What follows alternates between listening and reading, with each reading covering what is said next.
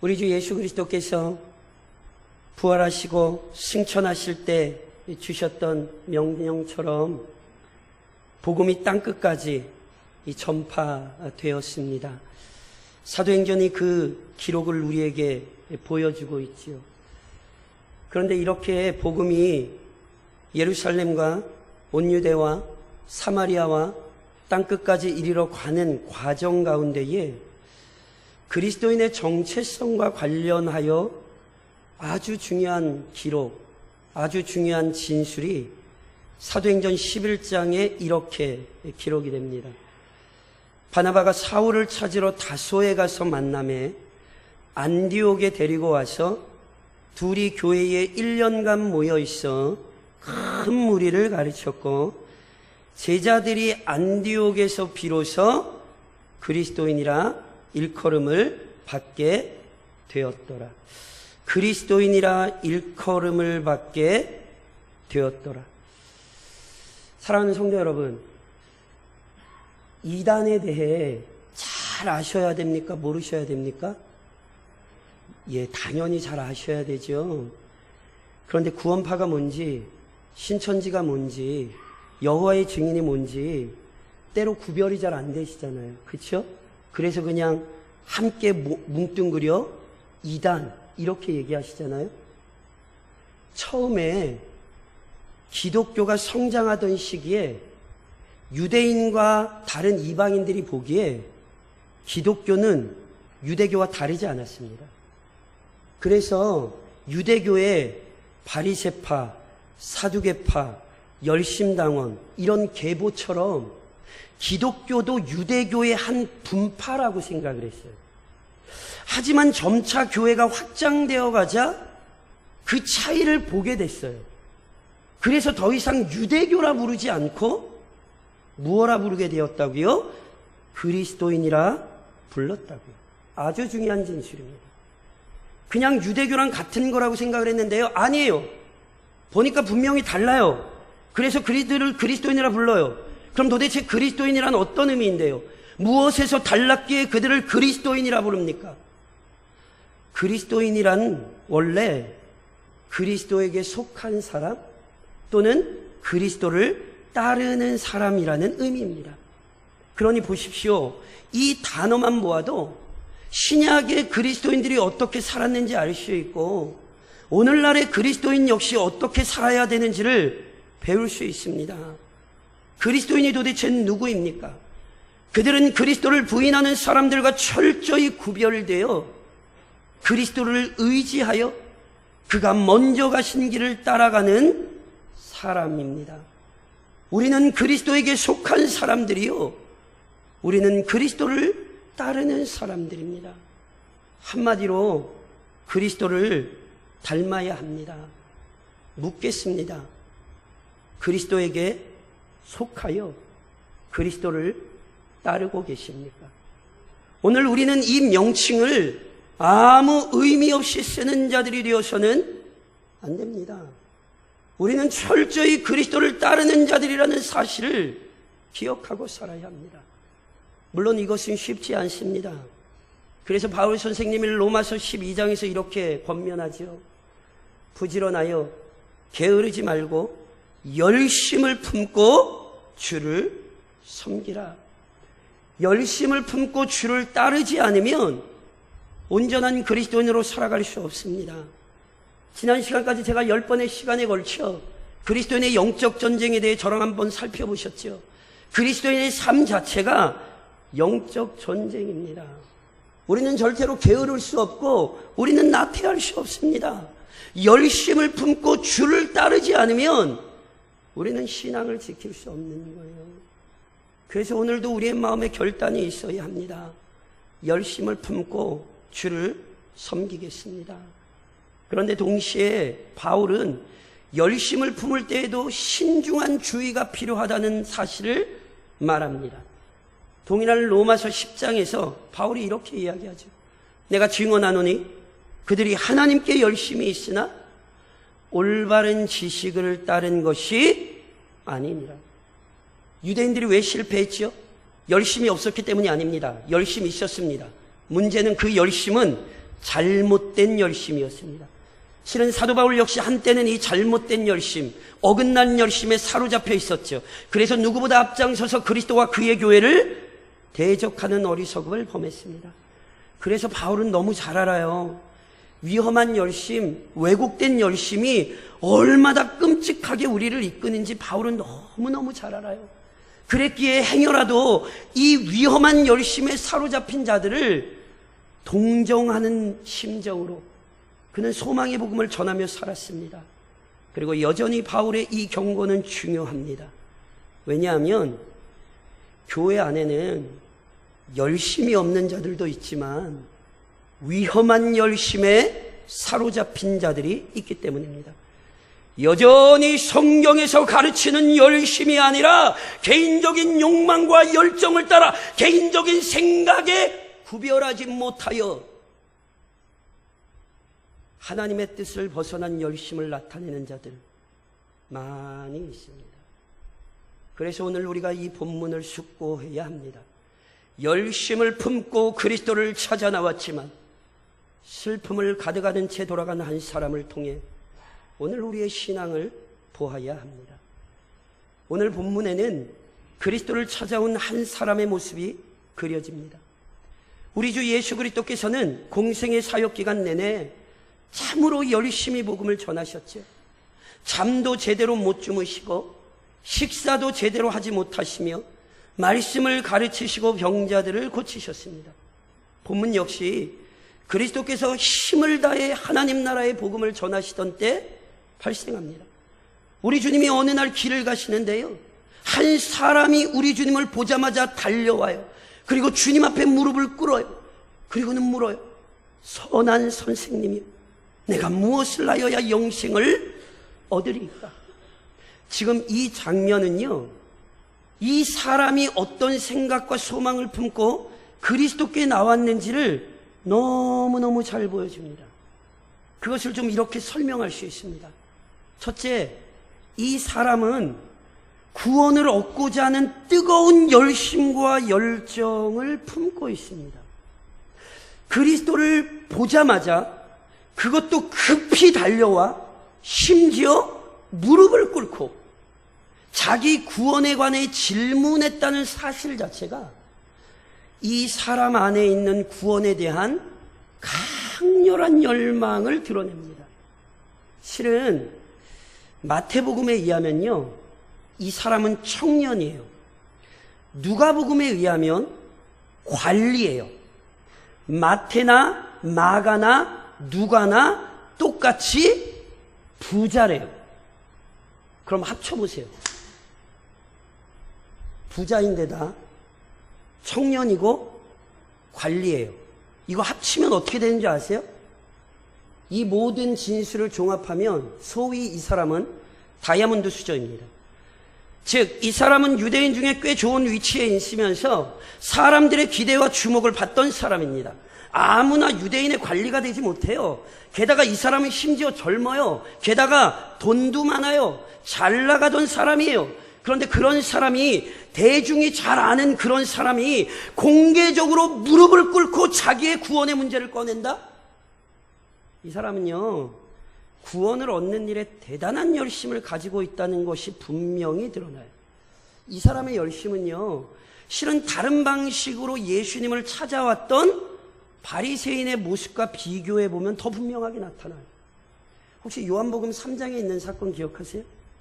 그런데 바리새인 중에 니고데모라 하는 사람이 있으니 유대인의 지도자라, 관리라, 이 얘기예요. 그가 밤에 예수께 와서 이르되, 랍비여, 우리가 당신은 하나님께로부터 오신 선생인 줄 아나이다. 하나님이 함께 하시지 아니하면 당신이 행하시는 이 표적을 아무도 할 수 없음이니이다. 누가 찾아왔죠? 니고데모가 찾아왔죠. 이 사람은 뭐예요? 성경이 또 한 사람 보여주는 아주 다이아몬드 중에 다이아몬드 수저예요. 근데 이 사람은 언제 찾아옵니까? 밤에 찾아옵니다. 왜요? 창피해요. 그 위치와 그 위치에서 예수님 앞에 공개적으로 자신의 구원의 문제를 꺼낸다? 부끄러운 일이에요. 그래서 니고데모는 밤중에 몰래 예수님 찾아왔다니까요. 그런데 이 젊은 사람은요, 사람들의 시선을 의식하지 않고요, 오히려 사람들 앞에서 자기의 구원 문제를 부끄럽지 않게 꺼내요. 뭐예요? 자기 구원에 대해 관심도 많고 열심도 있어요. 둘째, 이 사람은 그리스도를 분명히 특별한 분으로 인식하고 있어요. 이건 역시 중요하죠. 우리 주님께서는요, 유대 교사나 학자가 되기 위해 전문적인 교육을 받으신 적이 없어요. 그래서 회당에서 성경을 읽으시니까 사람들이 수근수근했어요.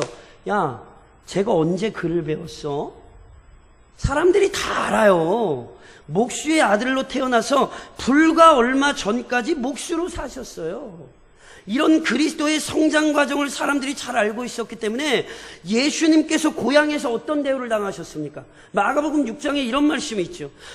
이 사람이 마리아의 아들 목수가 아니냐? 야고보와 요셉과 유다와 시몬의 형제가 아니냐?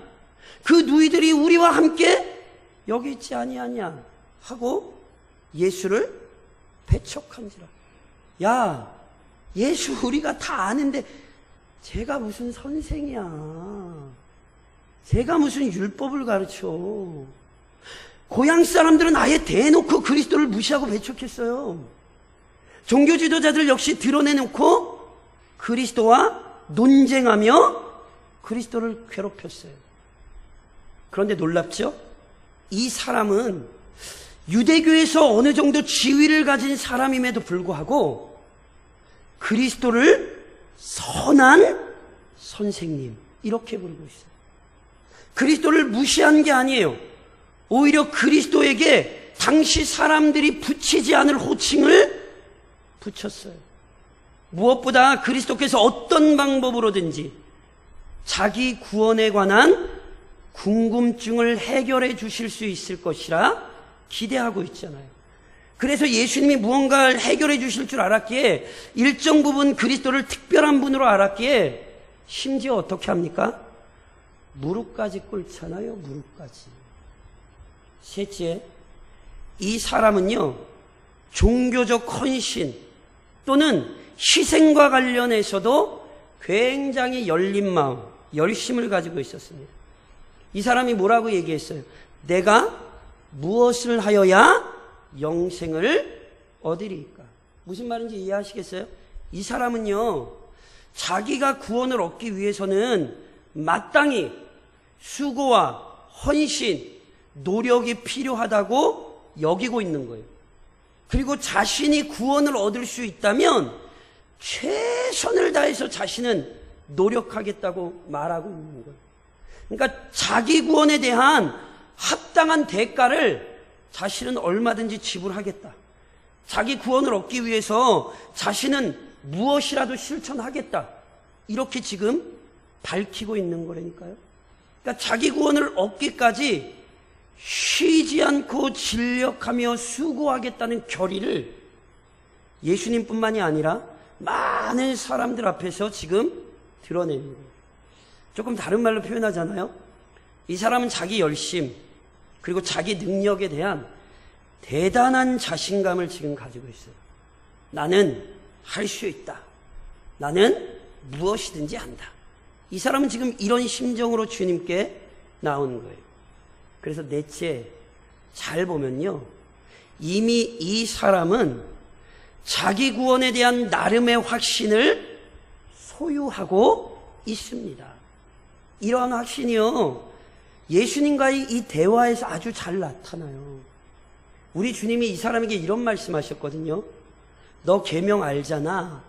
살인하지 말라, 간음하지 말라, 도둑질하지 말라, 거짓 증언하지 말라, 속여 빼앗지 말라, 내 부모를 공경하라. 무슨 말씀인지 아시죠? 이게 십계명의 두 번째 판 아닙니까? 하나님 사랑, 이웃 사랑 중에 이웃 사랑의 계명을 우리 주님이 말씀하세요. 그러자 이 사람이 어떻게 대답했죠? 선생님이요, 이것은 내가 어려서부터 다 지켰나이다. 무슨 말입니까?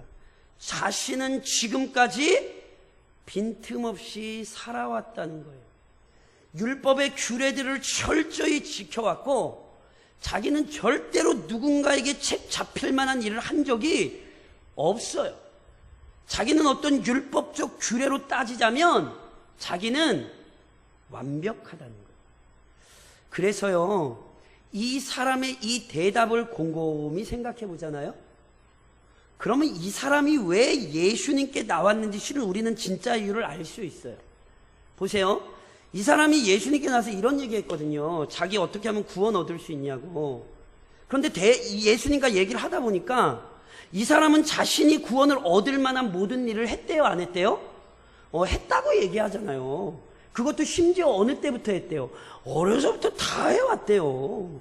그러니까 실은요, 이 사람은요, 누구보다 실은 자신의 구원에 대해 이미 자부하고 있어요. 근데 왜 이 사람이 주님께 나왔죠? 이 사람은 지금 유대인 사이에서 평판이 좋아요. 사람들이 인정하고 있어요. 그러니까 실은 이 사람은 뭐 하고 싶은지 아세요? 유대인들의 인정을 얻었으니 요즘 새롭게 사람들이 관심 갖는 예수님께 가서 내가 예수님께도 한번 인정을 얻어보지 뭐. 이래서 나온 거예요. 유대인들의 인정도 없고 예수님의 인정도 없고, 그것도 많은 사람들이 보는 앞에서 자신이 지금까지 행한 것에 대해 인정받고 자신이 누구보다 대단하다는 사실을 사람들 앞에서 드러내고 싶었던 것입니다.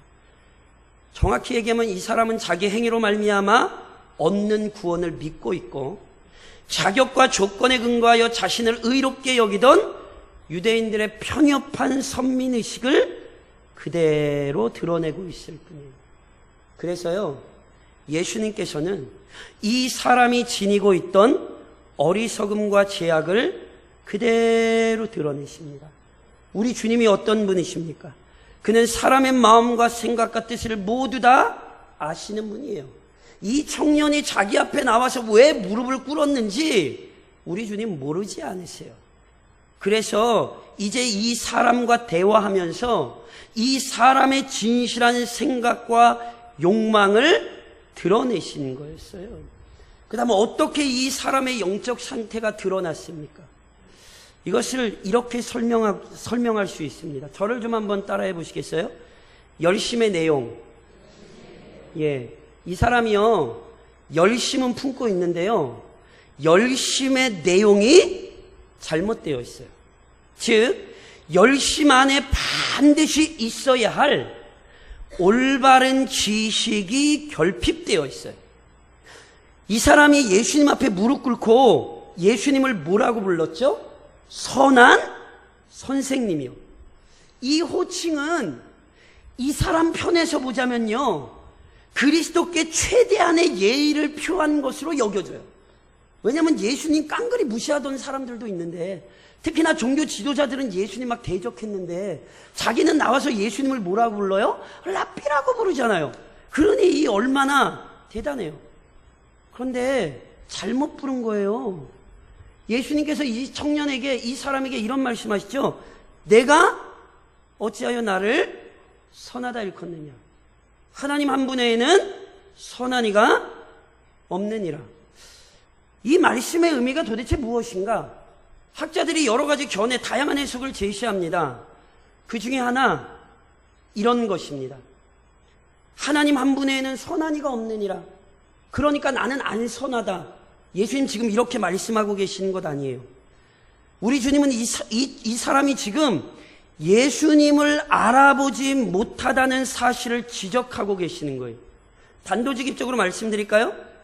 예수님은 단순히 좋은 해결책을 가르쳐주는 선생님이, 랍비가 아닙니다.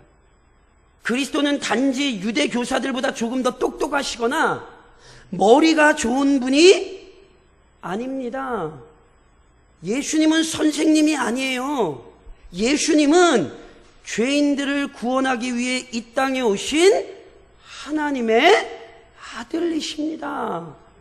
이 사람은 나름대로 예수님께 예우를 차렸다고 생각할지 몰라요. 그건 아니라니까요.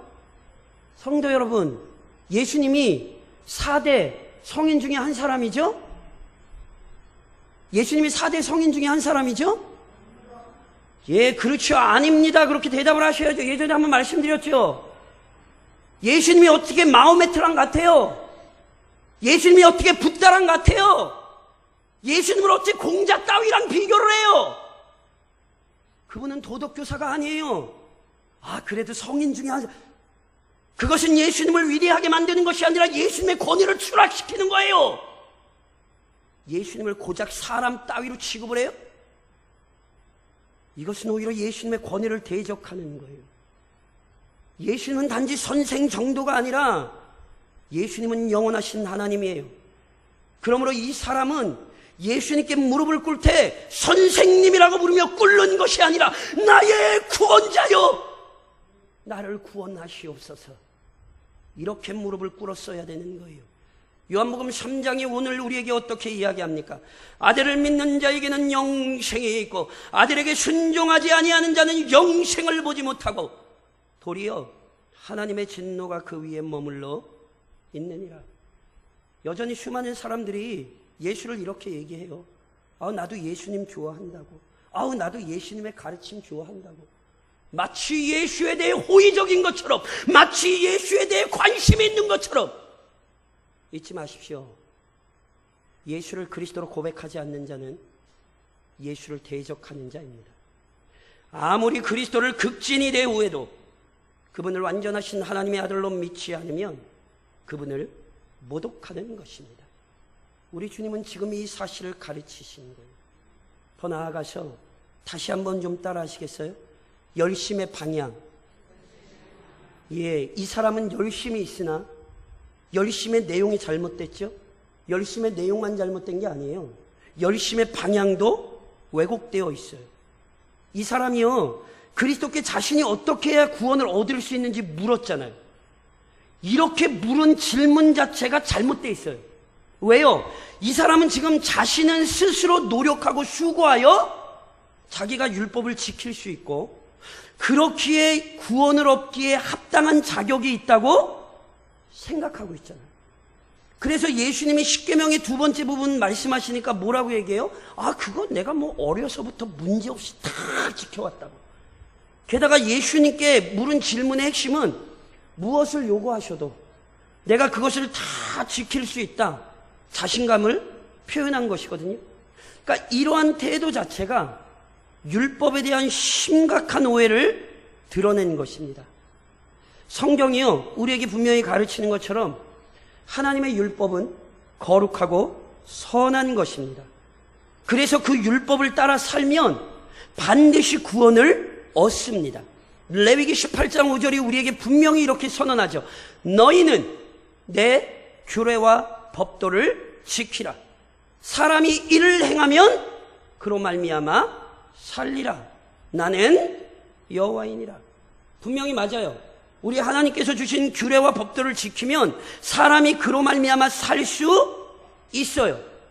하지만 문제가 있습니다. 어느 누구도 율법을 지키는 것이 불가능합니다.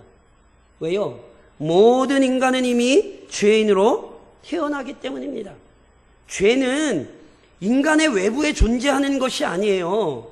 이미 죄는 인간의 마음 안에서 인간을 지배해요. 그리고 율법은 단순히 겉으로 드러나는 행동을 규제하지 않아요. 율법은 인간 마음의 경향마저 판단해요. 그래서 우리 주님이 뭐라고 말씀하셨어요? 사람을 진짜 칼로 찔려 죽여야 살인이에요? 아니에요. 미워하는 자마다, 형제를 향하여 바보라고 욕하는 자마다 이미 살인을 저지른 자예요. 우리는 이미 수많은 살인을 저질렀고요. 우리는 지금도 살인 저지르고 계시잖아요. 여전히 그 마음의 미움과 시기와 다툼과 질투가 가득하잖아요. 그런데 율법을 지켜서 구원을 얻겠다고요? 그것은 굉장히 어리석은 거예요. 그래서 율법은 처음부터 그 모든 규례를 그대로 지켜서 구원을 얻는 방법이 아니었다니까요. 이 사실을 어떻게 알아요? 율법에 가장 중요한 핵심은 제사제도예요. 제사제도. 그러면 도대체 제사제도가 뭔데요? 나의 죄를 위하여 희생제물을 대신 죽여 내 죄를 용서받고 하나님께서 주시는 은혜의 생명을 누리는 방법, 이게 제사제도란 말이에요. 만일 이스라엘 백성이 율법을 철저히 지킬 수 있다면, 사람이 율법을 빈틈없이 행할 수 있다면 왜 하나님께서 제사제도를 주셨겠냔 말이에요. 제사제도를 주셨다는 사실 자체가 너희는 율법 완전히 못 지켜. 그래서 너희는 죄사함을 받아야 돼. 이것을 율법이 가르친 거예요. 그래서 실제로 갈라디아서 3장은 율법을 우리에게 어떻게 이야기합니까? 이같이 율법이 우리를 그리스도께로 인도하는 초등교사가 되어 우리로 하여금 믿음으로 말미암아 의롭다함을 얻게 하려 함이라. 율법은 우리로 하여금 죄인이라는 사실을 깨닫게 하고 우리를 대신하여 우리 죄를 해결하실 그리스도를 바라보고 의지하게 한 것입니다. 사람이 그 모든 법률을 지켜서 구원을 얻는 것이 아니라 완전한 의로움이신 예수 그리스도를 의지하는 자가, 그분을 믿음으로 받아들이는 자가 하나님의 의로움과 생명을 얻는 것이죠. 그러니요, 율법을 보면서 그의 열심은 자신이 아니라 그리스도를 향했어야 됐어요. 내가 열심을 내어 구원을 얻을 수 있습니다, 이렇게 했으면 안 되고 그 열심의 방향이 그리스도를 향하고 그리하여 그리스도를 철저히 의지했어야 합니다. 그러나 그는 그렇지 못했던 것이죠. 또 하나 있습니다. 다시 한번 따라 하시겠습니까? 열심의 목적. 보세요. 이 사람은 열심의 내용만 잘못된 게 아니에요. 열심의 방향만 잘못된 게 아니에요. 열심의 목적마저 부당해요. 그리스도께서는요, 언제나 죄인들을 긍휼히 여기셨죠. 그래서 오늘 본문에도 보면 우리 주님이요, 이 사람이 자기 자랑하려고 막 신나서 우리 주님 앞에 왔을 때 자기의 상태를 모르는 이 사람을 우리 주님이 긍휼히 여기셨어요. 사랑하셨어요. 그래서 그의 영혼을 위하여 말씀하셨어요. 가서 내게 있는 것을 다 팔아 가난한 자들에게 주라. 그리하면 하늘에서 보화가 내게 있으리라. 그리고 와서 나를 따르라. 우리 주님이 이 사람에게 무슨 얘기 하는지 아시겠어요? 네가 나를 선한 선생님 정도로 보는데 아니야. 나는 선한 선생님이 아니라 나는 구원자야. 그러니 네가 가지고 있는 거 그 모든 거 다 포기하고 너 나 따라와야 돼. 너 나를 따라와야, 나를 믿어야 구원을 얻을 수 있어. 율법을 지켜서 구원을 얻는 것이 아니라 나를 따르는 자, 나를 믿는 자가 구원을 얻을 수 있어. 우리 주님 위대한 구원의 신비를 밝히셨어요. 그런데 놀랍죠? 이 말씀 앞에서 이 사람의 본색이 드러나는 거예요. 그래서 성경이 어떻게 기록했어요? 그 사람은 재물이 많은 거로 이 말씀으로 인하여 슬픈 기색을 띠고 근심하며 가니라. 보세요. 이 사람과 우리 주님의 만남의 장면이요, 처음에는 이 사람이요 자기 구원에 대단한 열심을 가진 것처럼 보였어요. 그 구원을 얻기 위해 지금까지 수고했고 더 큰 희생을 치를 각오도 있어 보였어요. 이 사람의 관심은 구원의 문제인 것처럼 보였어요. 그러나 우리 주님의 한마디가 이 사람의 관심이 구원이 아니라 재물이라는 것을 그대로 드러냈어요. 실은 이 사람은요, 지금까지 언제나 재물을 위해 수고하며 살아왔고요, 그것을 놓치고 싶지 않았어요. 지금도 사람들 앞에서 자기 자랑을 해야 되는 이유는 더 많은 부와 권세를 모으기 위해서였어요. 그러니 이제 와서 그것을 포기할 수 없지요. 그래서 어떻게 해요? 그리스도의 부르심마저 거부하고 어리석은 삶의 자리로 돌아가 버렸습니다. 열심을 가지고 주님 앞에 나왔으나 슬픔만 가득하던 채 괴로움의 자리로 돌아갔습니다. 그런즉 사랑하는 성도 여러분, 속히 지금 즉시 자기의 열심을 깊이 점검하십시오. 분명히 우리 주님의 말씀을 통해 드러난 바 이 사람의 영적 상태는 온전하지 못했어요. 이 사람이 가진 열심은요, 위험한 열심이었고요, 잘못된 열심이었어요. 순결한 열심에 사로잡혀 이 사람은 이끌리고 있었어요. 하나님을 사랑하며 율법에 따라 이웃에게 선을 베풀고 있다고 말은 했지만 실제로는 하나님보다 돈을 더 사랑했고 자기 자신을 남보다 낮게 여기며 자기 자신의 자격과 조건을 신뢰하고 있었어요. 가장 비참한 게 뭔지 아세요? 이 사람은 자기 상태를 전혀 파악하지 못하고 있었어요. 이 사람은 지금까지 정말 자기가 구원을 향하여 달려가고 있다고 생각을 했다니까요. 이 사람은 절대로 자기 신앙에 문제가 있다고는 생각을 해본 적이 없어요. 그리스도 앞에 나와 그분의 말씀을 듣기 전까지 자기 자신이 얼마나 위험한 상태에 처해 있는지 한 번도 생각해 보지 못했어요. 위험한 열심, 잘못된 열심에 사로잡혀 비참한 결국으로 치닫고 있음에도 불구하고 오히려 자신은 잘하고 있고 앞으로도 잘할 수 있을 것으로 여겼습니다. 우리 주님의 다른 말씀에 비유하자면 이 사람은 지금 넓은 길을 가고 있으면서 자기는 좁은 길을 가고 있다고 착각했어요. 무서운 것은 이런 착각에 빠진 사람이 오늘 본문에 나온 이 사람만은 아니라는 거예요. 탁월한 선지자 중에 한 사람이었던 엘리야 역시 위험한 열심에 사로잡혔던 대표적인 사람 아닙니까? 그가 하나님께서 강력한 힘으로 아합을 심판하실 것이라 기대했거든요. 그래서요, 갈멜산에서요, 이방 선지자들과 대결도 벌이고요, 그 이방 선지자들을 잡아 죽였어요. 그래서 이제 하나님께서 아합과 아합의 정권 무너뜨리고 하나님께서 자신과 같은 선지자를 우뚝 세울 거라고 실은 나름대로 열심을 가지고 있었어요. 하지만 아합의 왕권은 견고했고 심지어 그의 부인 이세벨이 엘리야를 죽이겠다고 협박했죠.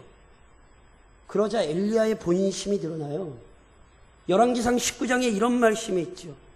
그가 대답하되 내가 만군의 하나님 여호와께 열심히 유별하오니 이는 이스라엘 자손이 주의 언약을 버리며 주의 제단을 헐며 칼로 주의 선지자들을 죽였으며 오직 나만 남았거늘 그들이 내 생명을 찾아 빼앗으려 하나이다.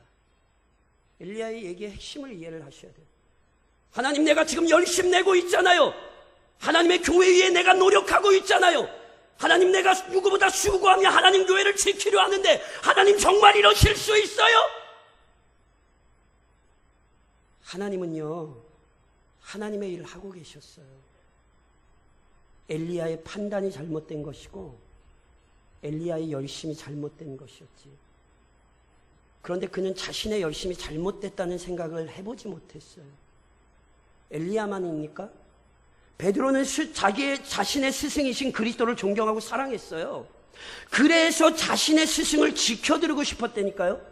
그런데 그 스승이신 그리스도께서 종교 지도자들에게 고난을 받으시고 죽임을 당하신대요. 어떻게 그걸 보고 참아요? 어떻게 그 충격적인 일을 받아들여요? 그래서 마태복음 16장에 이렇게 얘기하잖아요. 베드로가 예수를 붙들고 항변하여 이르되 주여 그리 마옵소서. 이 일이 결코 주께 미치지 아니하리이다. 베드로의 이 말을 우습게 여기지 마세요. 베드로 무식한 사람 아니에요. 베드로 예수님을 향하여 열심을 가지고 있었어요. 그래서 그 열심을 드러내고 싶었고요. 그래서 예수님을 막았어요. 그래서 자기 열심에 치우쳐 하나님께서 계획하신 구속의 역사를 가로막은 거죠. 오늘 여러분의 열심을 잘 살펴보십시오. 신앙으로 포장되어 있지만 결국 자기 욕망에 이끌리는 것은 아닌지 주의하십시오.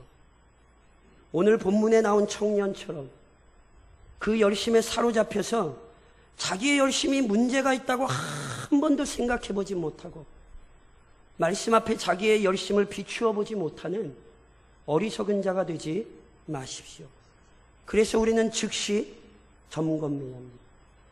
그리고 그리스도의 부르심에 즉각적으로 반응하여 옳은 길로 돌이키십시오. 위험한 열심에 이끌려 사망을 향해 향하던 자를 그리스도께서 긍휼히 여기셨어요. 그리고 이 사람에게 생명의 길, 믿음의 길을 제시하셨어요. 우선 이 사람에게 영원한 하늘의 상급을 바라보도록 권면하셨잖아요. 가서 내게 있는 것을 다 팔아 가난한 자들에게 주라. 그리하면 하늘에서 보화가 내게 있으리라. 이 말은요, 가난한 사람 많이 도와주면 하늘에서 상 받는다, 단순히 이런 얘기가 아니라 이 땅의 것에 관심을 두지 말고 영원한 하늘의 것에 관심을 두라는 말씀이세요.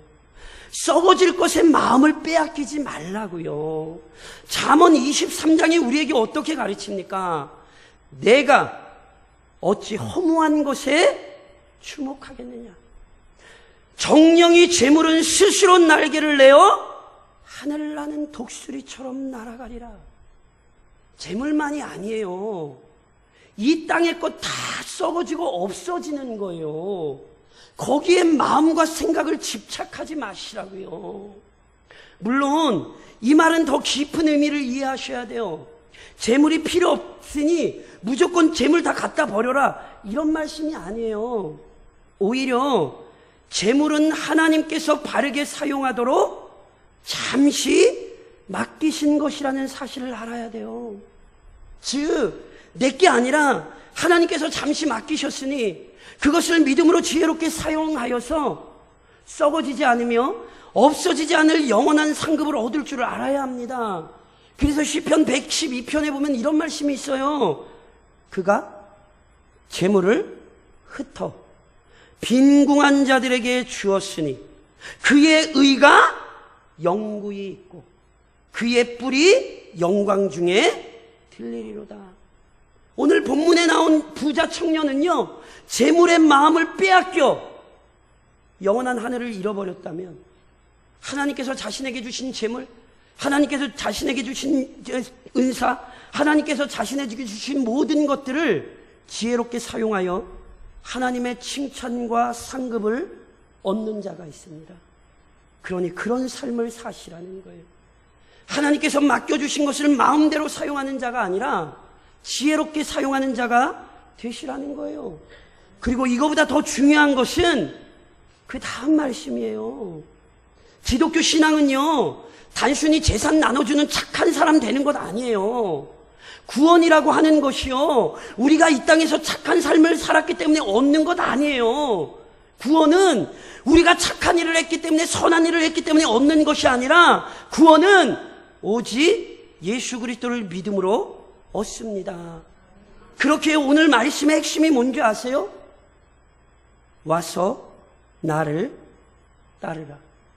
우리 주님이 아까 이 사람에게 십계명의 두 번째 거 얘기했어요. 인간 사랑. 그런데 이제 뭐 얘기하시는 건지 아세요? 야, 너 나를 선한 선생이라 불렀지. 나는 네가 생각하는 그런 선생님 아니야. 나는 하나님이야. 그러니 너 다른 거 섬기면 안 되고 너 나를 따라와야 돼. 하나님을 사랑하는 삶을 살아야 돼. 그리고 그 하나님의 말씀 안에 거해야 돼. 우리 주님 지금 이 사람을 부르시고 있는 거예요.